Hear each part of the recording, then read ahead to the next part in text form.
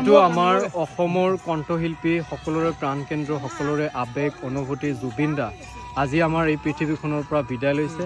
যাৰ কাৰণে আজি আমি NGOৰ পৰা তেখেতৰ আত্মাৰ শান্তিৰ বাবে আমি শ্ৰদ্ধাঞ্জলি অনুষ্ঠান আয়োজন কৰিছোঁ আৰু এই অনুষ্ঠানটো আয়োজন কৰিছোঁ আমাৰ FR হাই স্কুল তথা নৱগঠিত ৰাক্ষসনী ME স্কুলৰ খেলপথাৰ প্ৰাংগণত গতিকে আমি আশা কৰিছোঁ আৰু আল্লাহৰ ওচৰত প্ৰাৰ্থনা জনাইছোঁ যাতে আল্লাহ পাকে জুবিন দাক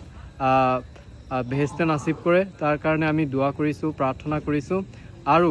আমি অসমবাসী ৰাইজক এটা আহ্বান জনাম আপোনালোকে কেতিয়াও এই জুবিন দাক যাতে পাহৰি নাযায় আমি সদায় জুবিন দাক মনত ৰাখিব লাগিব কাৰণ জুবিন দা হিন্দু মুছলিম বুলি কোনো জাতি ধৰ্মলৈ কথা কোৱা নাছিলে তেখেত এজন মানৱ ধৰ্মী মানুহ আছিলে আৰু যাৰ কাৰণে আজি সমগ্ৰ অসম কিন্তু তেখেতৰ কাৰণে কান্দিছে আমিও হয়তো তেখেতক আজি বিদায় দিব বিচৰা নাই আমি কোনো পৰ্যায় আসলতে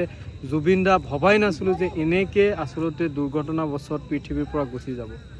গতিকে আমি তেখেতৰ আত্মাৰ চিৰশান্তি কামনা কৰি আজি এই শ্ৰদ্ধাঞ্জলি অনুষ্ঠান আয়োজন কৰিছিলোঁ আৰু আমাৰ সমগ্ৰ ৰাক্ষসনীৰ মানুহে আজি তেখেতৰ কাৰণে দোয়া কৰিছে আমাৰ NGO তৰফৰ পৰা আমাৰ NGOৰ সভাপতি সম্পাদক আৰু প্ৰতিজন সদস্যই তেখেতক শ্ৰদ্ধাঞ্জলি জনাইছে আৰু তেখেতৰ বিদেশী আত্মাৰ শান্তি কামনা কৰিছে তুমি যে মোৰ শুকান মনত নিয়ৰৰে চেঁচা তুপাত নামি অহা ৰ'দৰে মই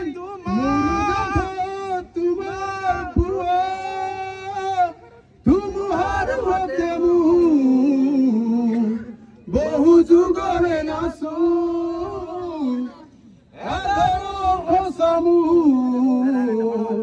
বহুদিনৰে আপোন নিজানৰ গান মোৰ শেষ হ'ব ভাবো তোমাৰ বুকুত মায়াবিনী ৰাতিৰ বুকুত দেখা পালো তোমাৰ ছবি ধৰা দিলা গোপনে আহি হিয়াৰ কোণত সামাজিক মাধ্যমৰ বা সামাজিক কিছুমান গীত সকলো ধৰণৰ গীত কিন্তু তেখেতে গাই গৈছে আৰু তেখেতে কেৱল অসমৰ হৈ অসমীয়া ভাষাৰ নহয় অসমত যিমানবোৰ ভাষা যিমানবোৰ জনগোষ্ঠী